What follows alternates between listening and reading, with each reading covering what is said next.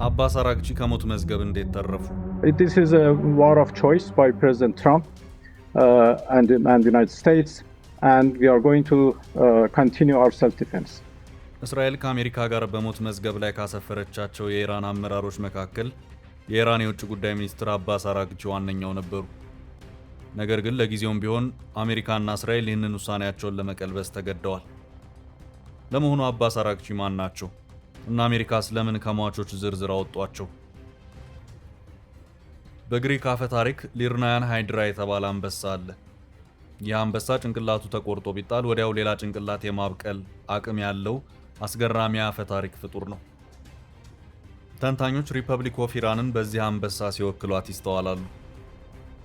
ኢራን ሶሪያን አይደለችም፣ አትበታተንም፣ አትብረከረክም፣ አትፈራርስም። አንዱ መሪ ሲገደል አንዱ ይተካል፣ ያም ሲሞት ሌላ ይመጣል፣ ልክ እንደ አንበሳው። እንዲህ ሲሉ የዛችን ሀገር ባህሪ በግርምት ይታዘቡታል። የኢራን እስላማዊ ሪፐብሊክ መዋቅር ዘርፈ ብዙ ነው። እስላማዊ ሪፐብሊክ ደጋፊዎችና የማይነቃነቅ የኢራን ብሔርተኝነት ተጣምሮ የገነቡት በመሆኑ ለመፍረክረክ የሚከብድ ያደርገዋል። እንደ አሜሪካ ያሉ ሀያላን ከስሩ ገብተው ለመጣል ሲሞክሩም ላይ ላዩ ሲሸራረፍ ቢታይም ስሩን ሳይለቅ እንደገና የሚቆየው ለዚያ እንደሆነ ይነገራል። ለኢራን ወሳኝ የሆኑ አመራሮች በኢራን አሜሪካ ጦርነት አንድ ባንድ እየተለቀሙ ጠብ እየተደረጉ ወድቀዋል። አያቶላ ኻሚኒ፣ የመከላከያ ሚኒስትር አዚዝ ናስር ዛዴህ፣ የደህንነት ሚኒስትር ኢስማኤል ኻቲብ፣ የጦር ኤታማዦር ሹም አብዱራሂም ሙሳቪ፣ የአብዮታዊ ዘብ አዛዥ መሐመድ ፓክፑር፣ የመከላከያ ምክር ቤት ጸሐፊ አሊ ሻምሃኒ፣ የባሲጅ ሚሊሻ አዛዥ ጎላም ሬዛ ሱሌማኒ፣ ማን የተረፋቸው አለ እስኪባል ድረስ እነዚህ ሁሉ የኢራን አሜሪካ ጦርነት በተጀመረ ጥቂት ጊዜያት ውስጥ የተገደሉ የኢራን ከፍተኛ መሪዎች ናቸው። የሞሳድ የንስር አይኖች ድንበር ተሻግረው ዋሻ ሰርስረው የታርጌታቸውን ነፍስ አሽትተው የመተኮስ ልዩ ጥበብ አላቸው። ታዲያ ያን ሁሉ ወንድ እንደ ቀልድ አረገፉት። አሁን በዓለም ሚዲያ ኢራን የተወከሉት በአባስ አራግቺ ነው። በአሁኑ ወቅት የኢራን ቁልፍ ሰው የሚባሉት እሳቸው ናቸው። የንግግር ክህሎታቸውን በአስቸጋሪ ኢንተርቪዎች ተፈትነው አልፈዋል። ከውጭ ሀገራት ጋር በሚደረጉ ዲፕሎማሲያዊ ድርድሮች በተለይም በኒውክሌር ጉዳይ ስማቸው ከፊት ይነሳል። አባስ አራግቺ ፕሮፌሽናል በሆነ የዲፕሎማት መንገድ ራሳቸውን የገነቡ አይነት ሰው ሲሆኑ ከወታደራዊና የፖለቲካ ኃይል ይልቅ ለስላሳ ዲፕሎማሲያዊ መንገድ ወይም ሶፍት ፓወርን የሚመርጡ ሰው መሆናቸው ይነገራል። ቀስ በቀስ የመጡበት የስልጣን እርካብ በተለይ በሐሰን ሮሃኒ ዘመን ወደ ላይ አስፈንጥሯቸዋል። እናም ከአሜሪካና አውሮፓ ሀገራት በኒውክሌር ውይይት ላይ ኢራንን እየወከሉ አያሌ ውይይቶችን አድርገዋል። አራግቺ ጆይንት ኮምፕሬሄንሲቭ ፕላን ፎር አክሽን በተባለው በኦስትሪያ ቬና የተፈረመው ስምምነት ላይ ቁልፍ ሰው የነበሩ ሲሆን ስምምነቱ የኢራንን ኒውክሌር ፕሮግራም በመገደብ በምላሹ የኢኮኖሚ እገዳ ሳንክሽን መቀነስ ላይ ያተኮረ ነበር። አራግቺ በዚህ ሂደት ላይ በጣም ጥሩ በተባለ የውይይት ቴክኒክ ከምዕራባውያኑ ዲፕሎማቶች ጋር ይደራደሩ ነበር። እናም ኢራንን ከጦርነት ወደ ውይይት ለመምራት የሞከሩ ሰው ናቸው ይባልላቸዋል። ችግሩ ግን አራግቺ ከፍተኛ ውሳኔ ለመወሰን ያላቸው አቅም ጉዳይ ነው። የኢራን ዕጣ ፈንታ በከፍተኛ መሪዎቹ አሊ ኻሚኒ ወይም ሙጅተባ ኻሚኒ እጅ እንጂ በእሳቸው እጅ አለመሆኑ የመደራደር እንጂ መሪውን የመዘወር አቅሙ አልተሰጣቸውም። ወትሮም ምላስ ይናገራል እንጂ የሚያዘው ራስ ላይ ያለው አእምሮ ነው ይባል የለ። ሰውየው ዲፕሎማሲያዊ ድርድሩን ሲያሳልጡት ውሳኔው የሚተወው ከላይ ካሉ አያቶላዎች ነው። አባስ አራግቺ የተወለዱት በኢራን ኢስፋሃን እንደ አውሮፓውያን አቆጣጠር በ1962 ሲሆን አያታቸው በኢራን ታዋቂ የሆነውን የፐርዢያ ምንጣፎች ንግድ ያካሄዱ ነበር። የፐርዢያ ወይም ፋርስ ምንጣፎች በጥራት በእጅ ጥበብና በባህላዊ ዲዛይናቸው የሚታወቁ ከፍተኛ ዋጋ ያላቸው ውብ ምንጣፎች ናቸው። የፋርስ ምንጣፍ በልዩ ጥለቱ በተፈጥሯዊ ቀለምና ረጅም ዕድሜ በመቆየት የሚታወቅ ሲሆን በመካከለኛው ሀገራት ውስጥ የፋርስ ምንጣፍ ሙዚየም ሁሉ አለ። የአባስ አራግቺ አባትም የአያታቸውን ፈለግ ተከትለው በምንጣፍ ንግድ የተሰማሩ ሲሆን ነገር ግን አባስ አራግቺ አባታቸውን ገና በ17 ዓመታቸው ነበር ያጧቸው። አራግቺ 3 ወንድሞችና 3 እህቶች ያሏቸው ሲሆን ሁሉም የአያታቸውን ፈለግ በአንድም በሌላም መንገድ ተከትለው በንግድ ዓለም ላይ ተሰማርተዋል። የአባስ ታላቅ ወንድም በኤክስፖርተርስ ዩኒየን በዳይሬክተሮች ቦርድ የሚሰሩ ሲሆን ሌላኛው ወንድማቸው ደግሞ የኢራን ሴንትራል ባንክ ምክትል ገዢ ሆነው አገልግለዋል። አባስ አራግቺና ሚስቶቻቸው አባስ አራግቺ ከአንዲት ወጣት ሴት ጋር በውጭ ጉዳይ ሴቶች ጉዳይ አሶሲዬሽን የበጎ አድራጎት ፕሮግራም ላይ ከታዩ በኋላ ስማቸው በጣም መነጋገሪያ ሆኖ ነበር። እናም ለመሆኑ አራግቺ ምን ያህል ሚስቶች ነው ያሏቸው የሚል ጥያቄ ማስነስቶ ነበር። ባህሪያን አብዱላሂን የአባስ አራግቺ የመጀመሪያ ሚስት ስትሆን በንግድ ምክር ቤት ውስጥ ተጽዕኖ ካላቸው ሰዎች አንዱ የሆኑት አሊ አብዱላሂያን ልጅ ናት። አሊ አብዱላሂያን ከእስላማዊ ኮአሊሽን ፓርቲ ቅርብ የሆነ የፖለቲካ ሰው ነው። ባህሪያ በበኩሏ ሰዓሊ ስትሆን በጃፓን የዘይት ቅቤ ስዕል ኤግዚቢሽን አሳይታ ነበር። ነገር ግን አሁን ሁለቱ ባልና ሚስቶች ባልታወቀ ምክንያት በመጨረሻ ተፋተዋል። አባስ አራግቺ ከመጀመሪያ ሚስታቸው ጋር ከተለያዩ በኋላ አሬዞ አህመድ ቫንድ የተባለች ሴት አገቡ።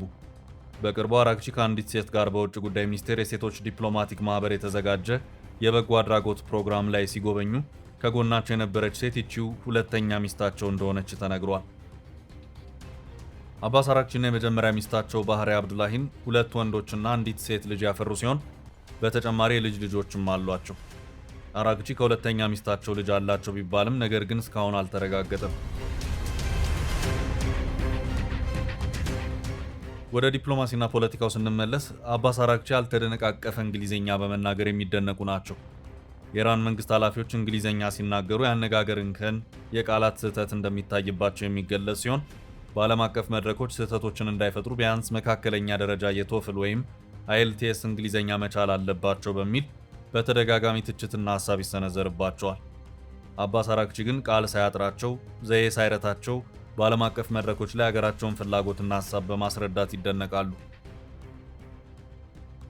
የአባስ አራግቺ ትምህርት። ሰይድ አባስ አራግቺ በዓለም አቀፍ ግንኙነት ከኢስላማዊ አዛድ ዩኒቨርሲቲ የማዕከላዊ ቴህራን ቅርንጫፍ የፖለቲካ ሳይንስ ማስተር ዲግሪ ያላቸው ሲሆን በተጨማሪ ከዩኒቨርሲቲ ኦፍ ኬንት በፖለቲካ የዶክትሬት ዲግሪ ያላቸው። አሜሪካና እስራኤል ለመግደል ካሴሩባቸውና መዝገባቸው ላይ በቀይ ቀለም ካሰፈሯቸው የኢራን ወሳኝ ሰዎች መካከል አባስ አራግቺ በደማቅ ተጽፎ የነበሩ ቢሆንም ከፓኪስታን፣ ግብፅና ቱርክ ጉዳዩን ሊሸመግሉ ሲሞክሩ የነበሩ አደራዳሪዎች ነገሩን በማውገዝ ለዲፕሎማሲ እየጠበበ የመጣውን በር እስከ ወዲያኛው የሚዘጋ በመሆኑ እንዲጠነቀቁና ይህን ድርጊት ከማድረግ እንዲቆጠቡ ወትውተዋል። እነ እስራኤልም አባስ አራግቺንና ሌላውን ወሳኝ የድርድር ሰው የሆኑትን የኢራን ፓርላማ አፈ ጉባኤ መሐመድ ጋሊባፍ ከተገዳዮች ዝርዝር እንዳወጧቸው ተዘግቧል።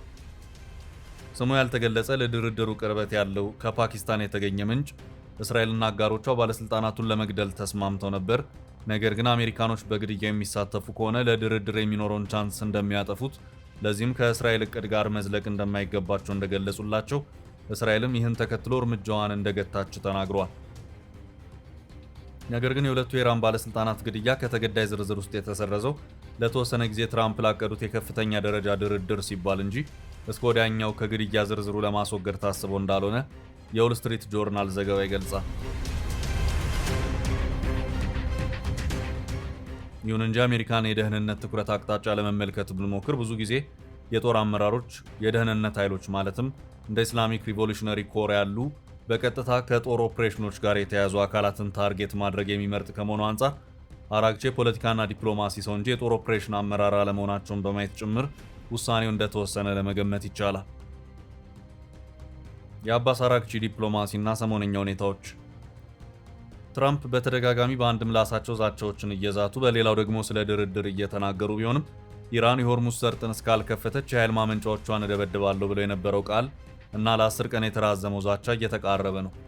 እንደሚታወሰው የኢራን እስራኤልና አሜሪካ ቀጥተኛ ግጭት ለመግታት ፕሬዚዳንት ዶናልድ ትራምፕ በፓኪስታን በኩል ለኢራን መንግስት የ15 ነጥቦች የሰላም ማዕቀፍ ያቀረቡ ቢሆንም የዚህ ስትራቴጂ ዋና ዓላማ ኢራን የኒኩሌር ማበልጸግን እንድታቆም፣ የባሊስቲክ ሚሳይል ግንባቷን እንድታቋርጥ፣ ለታጣቂዎች የምታደርገውን ድጋፍ እንድታቆምና የእስራኤልን ደህንነት እንድታከብር በማስገደድ በምትኩ ማዕቀብ ለማቅለልና ኢኮኖሚ ድጋፍ ለመስጠት የታለመ ነበር።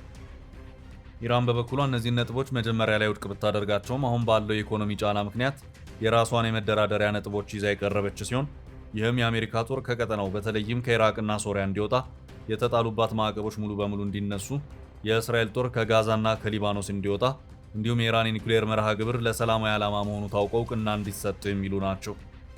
በአጠቃላይ በፓኪስታን በኩል የተጀመረው ይህ የሰላም ድርድር በቀጠናው ውጥረት ለማጥፋት ተስፋ ያለው ቢመስልም የሁለቱም ወገኖች መደራደሪያ ነጥቦች ሰማይና መሬት በመሆናቸው እንዲሁም በመካከላቸው ባለው ካብ ለካብ የመታየት መንፈስ የተነሳ ሁኔታው ቀጠናውን ወደ መረጋጋት ወይም ወደማያልቅ እልቂት ሊመራው በሚችል አጣብቂኝ ውስጥ የሚገኝ ይመስላል።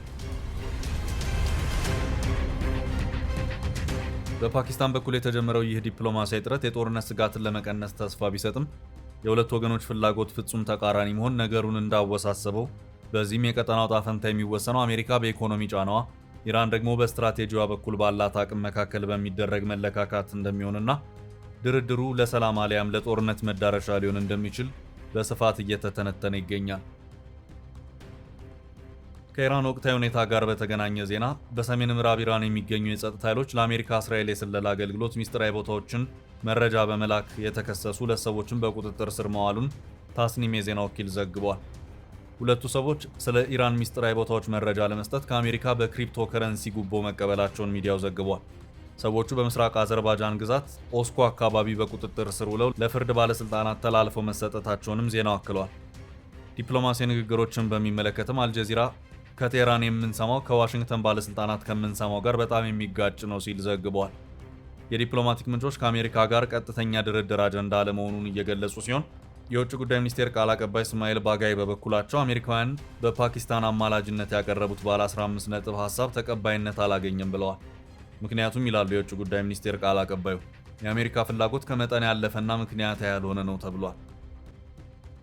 ውድ የፈታ ዴይሊ ቤተኞች በአባስ አራግቺ ግለ ታሪክ ተነስተን የኢራንን ዲፕሎማሲያዊ ሁኔታ የቃኘንበት መሰናዷችን ይህን የመሰለ ነበር።